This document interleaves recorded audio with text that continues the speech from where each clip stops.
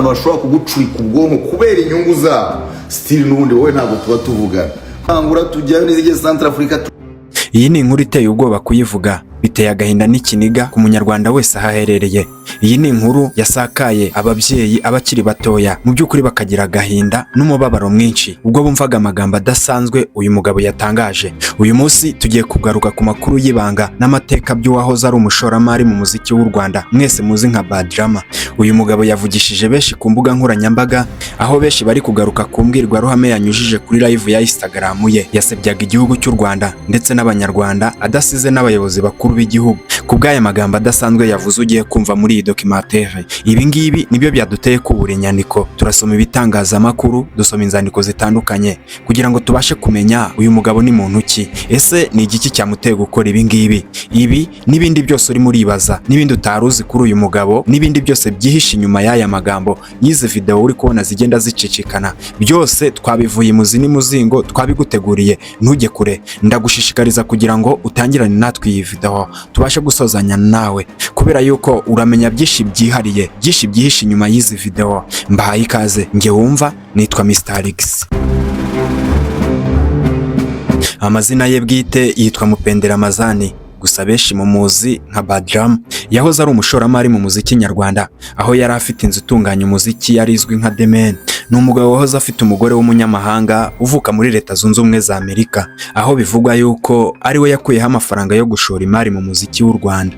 Gusa nyuma yaje gutandukana n'uwahoze ari umugore we, aho yaje kwisubirira muri Leta Zunze Ubumwe za Amerika. Nibwo nyuma uyu mugabo yaje kwigumira mu Rwanda, akomeza gushora imari mu muziki w'u Rwanda mu bahanzi benshi batandukanye. Muri abo bahanzi harimo abamenyekanye, harimo abo muzi, harimo abo twese tuzi twakunze n'indirimbo zabo, harimo Marina Deborah, harimo Safi Madiba, Queen ndetse na Jay Paul Nyakwigendera n'abandi. Gusa uyu mugabo uzwi ku izina rya Badrama nyuma ntago byaje kumuhira, kubera ko iyi kapani yiwe yitwa Demen yaje gucikamo ibice. Abahanzi bamwe na bamwe b'ibikomerezwa bari bayigize batangira kugenda bayivamo. Nyuma nibwo byaje kuvugwa yuko asigaranye Marina gusa.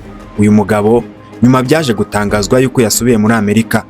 Gusa benshi bavuga ko yari yasubiyeyo kureba umukunzi we wahoze ari umugore we kugira ngo biyunge.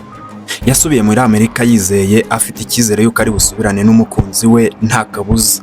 Yasubiyeyo yizeye yuko ari bumusaba imbabazi, cyane ko bivugwa ko mu kugira ngo atandukane n'umukunzi we n'uwahoze ari umugore we, mu by'ukuri niwe yari yabigizemo uruhare, abigiramo amakosa menshi. Yigiriye inama rero yo kujya kumusaba imbabazi. Gusa mu kinyarwanda baca umugani ngo iyo umwaka waje inkende yurira igiti kanyerera. Uyu mugabo ntago byigeze bimuhira. Yageze muri Amerika, yaje kwakira inkuru itari nziza mu matwi yiwe. Nibwo bamubwiye yuko umukunzi we yitabye Imana amaze igihe kirekire. Ubuzima bwahereye ubwo bumucanga. Mu by'ukuri ni nabwo nyuma yaho Marina bari basigaranye nawe yaje kumwiyomoraho, biza kugaragara yuko atagifite ubushobozi bwo kumumanaginga. Nyuma y'icyo gihe inkuru nyinshi zitandukanye twakuye ku bitangazamakuru bitandukanye. Izi nkuru zitangazwa n'inshuti ziwe za hafi babanye muri Amerika, nuko nyuma yaho ubuzima bwamucanze. Uyu mugabo bivugwa yuko yaje kugera ku rwego rwo kubura amafaranga yo kwishyura inzu, ndetse bikaza no kumushyira mu manza nyinshi zitandukanye, kugeza ubwo yaje no gushaka kuba umuhomeless. Ibi ngibi bitangazwa n'inshuti ziwe za hafi, cyane ko nawe ubwiwe yagiye abyitangariza. Dore bimwe mu byatumye izina Badrama kuri ubu ngubu ku mbuga nkoranyambaga buri wese ari kurigarukaho. Uyu mugabo ku itariki 22 z'ukwezi kwa kabiri umwaka wa 2026, ubwo hari ku munsi wo ku cyumweru, nibwo uyu mugabo yaje guteguza abamukurikirana cyangwa se abafana be, ababwira ko uyu munsi ari buze kuza kuri live, benshi bamwitegure ndetse bahahurire, hari ibyo ashaka kubabwira. Uyu mugabo ntiyatinze, isaha yarazibaze afungura live. Gusa benshi bari bazi yuko yenda ari ibiganiro bisanzwe mu basanzwe bamukurikirana.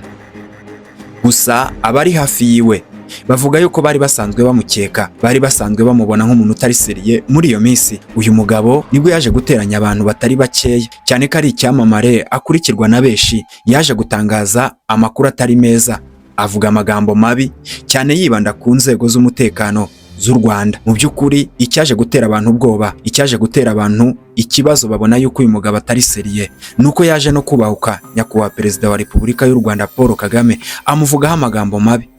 Ibi ari byo byatumye abatari bakeya mu nshuti ziwe batangiye kumukarabira kuri iyo live.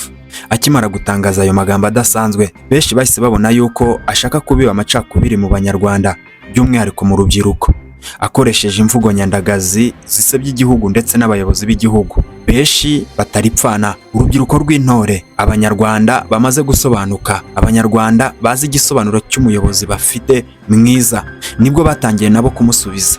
Ako kanya nibwo uyu mugabo yaje kugaragaza amarangamutima, atangira kuvuga kanga ndetse atuka bamwe muri abo ngabo bari bari kuri iyo live yiwe. Mubo yahereyeho kandi yakunze kuvuga muri iyo mbwirwaruhame yiwe, yatangiye avuga izina Gasuku. Benshi muramuzi hano ku mbuga nkoranyambaga. Gusa uyu mugabo yatangaje ko Gasuku yari inshuti yiwe, ariko nyuma akaza kumutenguha kubera yuko Gasuku ngo yaje kwifatanya na FPR. Uyu mugabo yakomeje kubiba urwango mu banyarwanda, ariko nyuma ntago byaje kumuhira kubera yuko uyu mugabo ikigaragara cyo yari yabiteguye. Iyi live yiwe ntago yatinze kubera ko yamaze iminota 30 gusa. Ibi ngibi benshi buririraho bavuga yuko yari yabiteguye ndetse yararimo aranakoreshwa. Uyu mugabo benshi ntago bishimiye ibyo yavuze kubera ko uyu nguyu yise inshuti yiwe Gasuku yahise atangira kumwamaganira aho ngaho kuri live, atangira kumubwira yuko amukarabye, atangira kumubwira ati wacecetse, ntabwo nari nkuzi uko nguko. Gasuku mu bintu byinshi yatangaje ntabwo yigeze yihakana uyu mugabo, avuga ko baziranye pe ndetse banabaye n'inshuti. Gusa Gasuku atangaza yuko uyu mugabo ubwo yatangiraga kumubona muri ibi bikorwa, Gasuku yahise yitandukanya nawe hakiri kare.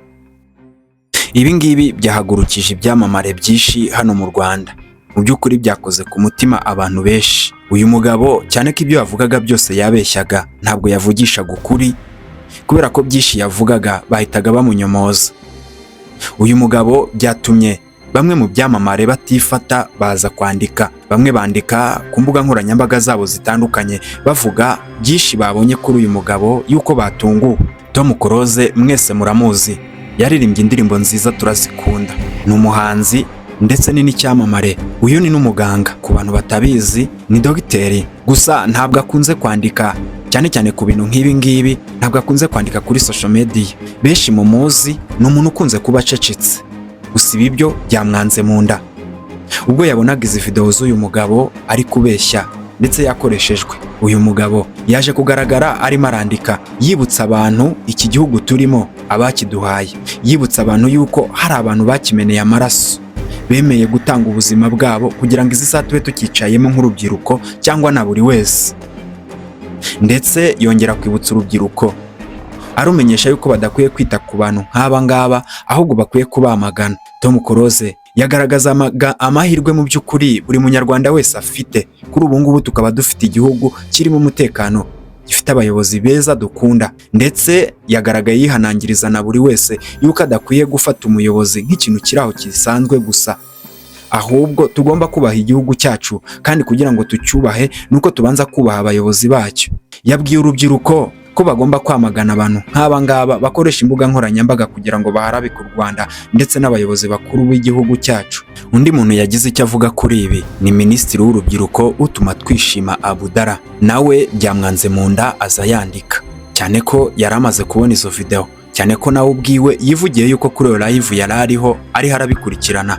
Minisitiri yagize ati rubyiruko bajene banjye, nimujya mubona aba bantu nk'aba ngaba mujye mubamagana ndetse mubarwanye, barimo barabayobya. Ibi ngibi ni mu byihorere, leta irabireba ndetse inzego zibishinzwe ziba zirimo zirabireba, uyu nguyu azabibyozwa.